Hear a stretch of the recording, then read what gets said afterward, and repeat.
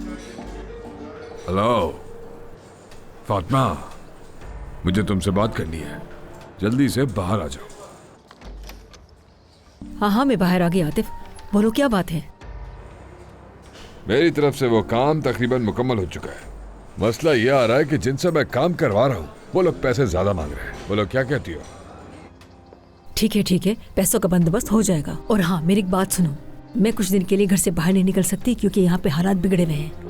अल्लाह अल्लाह, मुझे ये घर समझ में नहीं आता, थोड़ा सुकून नहीं है वहां पे। जब मुझे मौका मिलेगा तो मैं तुम्हें खुद ही कॉल करूंगी। चलो ठीक है, चाय पीना पड़ेगी थोड़ी। इन सब लोगों ने मिलकर मेरे सर में दर्द कर दिया है। कुछ भी करके मुझे यहाँ से निकलना होगा, मुझे कुछ भी करके यहाँ से निकलना होगा। क्या करूं मैं? बाबा मत करे, बाबा प्लीज ऐसा मत करे। क्या करें? हट जाओ बाबा मत कर, बाबा खुदा के लिए मत करे। बाबा ये आप क्या करें? प्लीज ऐसा मत करे, दरवाजा खोल दे।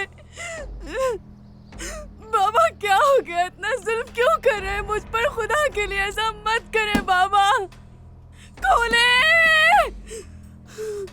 हद है,